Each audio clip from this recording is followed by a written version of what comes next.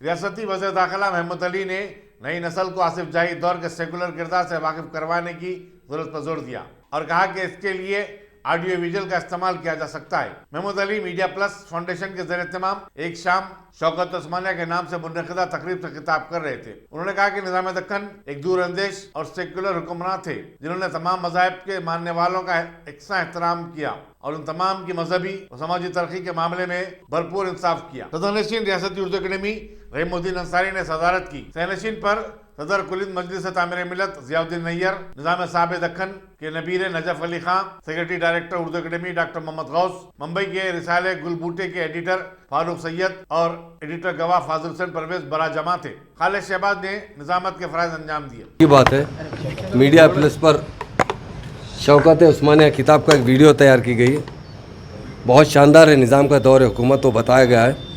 यकीनन तेलंगाना राष्ट्र समिति के सदर जनाब कल्वाकुंडा चंद्रशेखर राव साहब जो आज चीफ मिनिस्टर, वो हमेशा निज़ाम के बारे में तारीफ़ किया करते थे, उनकी प्लानिंग के बारे में तारीफ़ किया करते थे और उनके सेकुलरिज्म पर।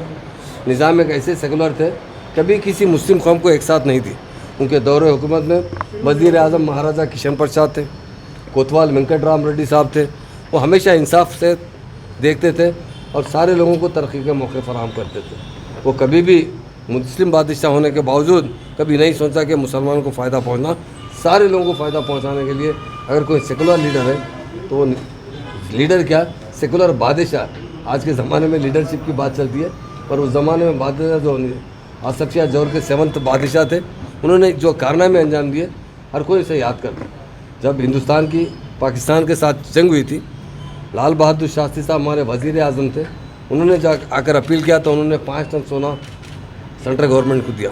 इतनी बड़ी रकम वही दे सकते और इतने दौलतमंद थे, सारे दुनिया में उनके चर्चे थे। सारी दुनिया में जहाँ हीरे जवाहरात बेचना पड़ता तो हैदराबाद बेचने के लिए आते थे। इतने खुशहाल, इतने दौलतमंद थे और उनकी रियाय परवर भी ऐसे थे। उनका दरबार हमेशा खुला रहता था, लोगों की मदद करते थे, बड़े बड़े दवाखाने बनाए। उस्मानिया सिटी खुद हमारे लिए एक बहुत बड़ी मिसाल है, उनके दौरे हुकूमत में बनी है, असम्बली बनी है, सेक्रेटरीट बनी है। हैदराबाद की तरक्की उन्हीं के दौर में आई है। उसके लिए आज उनकी याद में ख़ासतौर से वो किताब का रिलीज़ किया गया और किताब तो ऑलरेडी रिलीज़ हो चुकी है, उसकी एक वीडियो बनाकर रिलीज़ किया गया। उसके लिए मैं हमारे शहबाज भाई को, मीडिया प्रेस को बहुत दिल की से मुबारकबाद देता हूँ।